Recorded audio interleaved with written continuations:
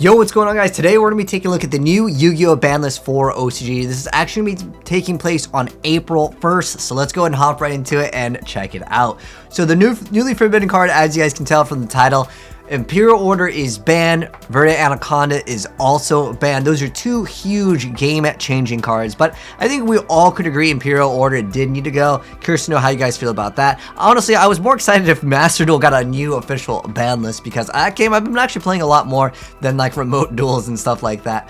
But nonetheless, that's still a good change overall. Now I'm curious to know, do you guys think this will also happen in the TCG and on Master Duel? I think this is a card everyone wanted to go.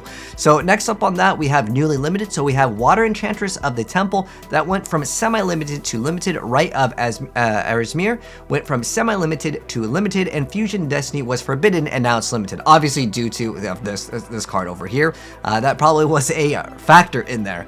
But nonetheless, I feel like for TCG players, I mean, yeah, you could still do some stuff with these cards, but for the most part, I mean, this was the card that everyone really did like to have. But with Anaconda, that could change some things for some people.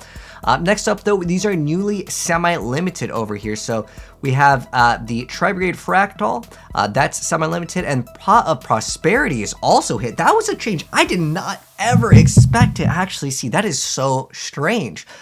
And then on top of that, we have Branded Opening. This card is very, very good. I actually showcased some builds with like Warrior from Another Planet. You can turbo it out, and you can also make a lot of other things in that deck. So that going to semi-limited, it doesn't hurt the deck and make it unplayable, considering a lot of times you can just have extreme consistency in that deck. But nonetheless, that is actually hit, as well as Branded Opening. And then Elixir Scarlet Sanguine.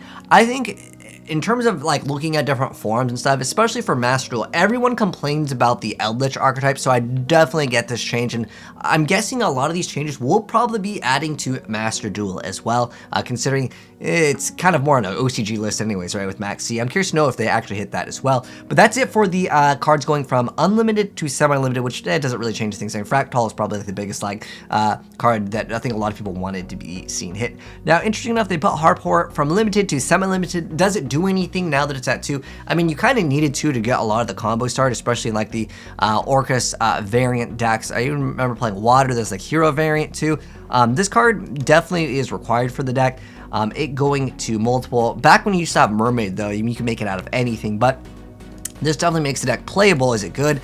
I remember people playing like the Orcus variants of Phantom Knights. That will definitely be more viable too. Next up, Zen Maidi going from 1 to 2. Is it really going to be changing things up? I think in the TCG, we've had this card banned for so long. I'm curious to know, do you guys think that this card will also come back in the TCG? Harmonizing Magician going from limited to semi-limited. Let me actually, what the heck? Night Assailant's on this list? Wow, you can actually do some infinite loops with that card. As far as I'm aware, if they haven't announced in errata, let me actually point this card out, because this is a really old card. I'm guessing a lot of you guys may be not actually familiar with what this card does. That's a really big surprise. Okay, so Night Assailant, what it does, let me clear this list. So what Night Assailant does, he's a flip effect. You target one monster on the field, your opponent controls and destroy it. So it's like a man-eater bug. That's basically what he's used for. But when this card is sent from the hand to the graveyard, you get to target one flip effect monster in your graveyard, except for this card, and return that target to the hand. What that allows you to do is use cards that send a card from a hand to the graveyard, and then you're able to infinitely loop this card. And there's going to be some people that will figure out different variants of loops. In fact, comment down below. This card can probably not go to semi-limited, but are people realistically going to be trying to pull off FTKs and OTKs with it? You betcha. It's just something people like to do, but is it going to be super consistent at 2? Now, maybe at 3 people would really try. I don't know if there's any other like builds that would search out this, but again, when you allow people to do that, people do figure things out. So maybe this could be a one mistake here on this list so far that I think a lot of people will be potentially upset about if someone figures it out. Wow, Trishula going to from limited to semi-limited. That's a card we haven't seen in a while. Trishula just kind of really lost its power, considering most Yu-Gi-Oh cards are all about negate and destroy. Trishula, it's still a very good card, but like a lot of good Yu-Gi-Oh decks that can make this powerful card would rather just go for much other better cards that can negate, you know, turn 1 versus like getting one random card out of your opponent's hand, which is still a good effect. But there are other cards, you know, you have Cyframe Omega, you have other options for that, and I just think that he's lost his power. So would this change going to 2 really affect things? I would say probably not. The beginning of the end, there's lots of danger variants that can play this. In fact, a lot of other different decks can play that card, but was it really that big of a problem? I think when dangers were like first introduced, people were really using that card, but it's kind of a win harder card.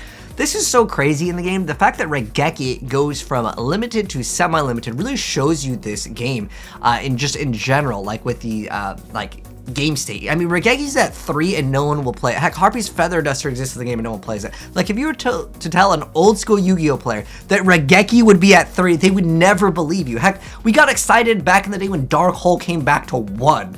Like, that just shows you, again, Yu-Gi-Oh has evolved so far that, like, destroying all your opponent's cards and summoning Silver Wolf, best combo in game confirmed. Shout out to you guys. Yo, comment Silver Wolf if you know what I'm talking about. There's an it's a Yu-Gi-Oh joke. It's an old school one though. Okay, anyways, Divine Wind of Mist Valley went from a limited to semi-limited. Now this was a card I gotta check the OCG list because Birdman on as far as the OCG list, okay, it's also at 1. There are cool things that you can do with Birdman, but it's this card's been at 1 for, I want to say, a really long time, maybe specifically because there were some really nasty combos back in the day with it. All right, so next up we have the Unlimited over here. So Metaverse, they still don't have cards like Mystic Mine, and specifically Mystic Mine, so like that card doesn't matter really. I gotta double check on that. I'm pretty sure Mine is still banned in OCG. I gotta...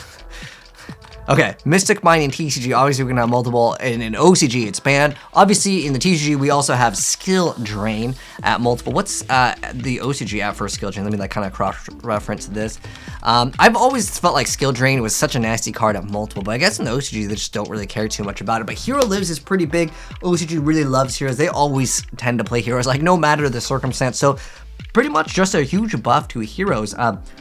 That went from 2 to 3 though. In the TCG, I believe we still have Hero Lives at 1.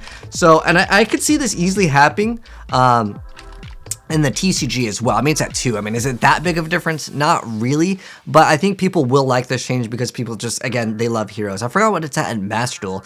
I think in Master Duel, there are still people that play heroes. It's a lot of Blue Eyes stuff, but I think most of the players have actually left the game. But on top of that, Memories of Hope going from semi-limited to unlimited, that's the card that lets you draw a lot. This card I thought was always unfair, specifically in the Numerons, where you get to just draw, like, was it 4 or 5 cards? Like, I think it's usually 4. So, like, this card, in my opinion, I just don't think this card should exist. Like, it's either super busted or like people just don't play it because they're not playing the deck. But I mean, I guess it's technically still a buff over here. And then lastly, the thing to mention is Multi-Faker. Oh, put me to sleep. I actually really don't like playing against that deck because it's a super slow based deck, but I'm curious to know how you guys feel about Multi-Faker also going back. I know some people like the slower paced game, but that's a game where like they just that you just get stopped by a lot of things that hit you directly. It's a painful progression if you actually have to play against them. I would have rather than just ban it, be done with that. I just don't like dealing with that. I'm hoping with new archetypes we'll see some more play. Nothing from Sword Soul though. Pretty surprising indeed, and just a very minor hit on the Fractal. But I actually haven't been following OCG very frequently, but I know that obviously Tri Brigade is still very, very powerful. But nothing I would say is going to be meta shifting to making a deck that was unplayable to now super like S tier godly. It's just a couple things that really needed to be hit. But those are my thoughts. You guys can let me know yours down below. But if you guys enjoyed the video, drop a like for Imperial Order getting banned. But if you guys are new here and do want to see more new Yu-Gi-Oh ban lists in the future, hit subscribe, turn the bell, and you'll definitely see more very soon. Take care, and I'll catch you guys in the next one. Peace.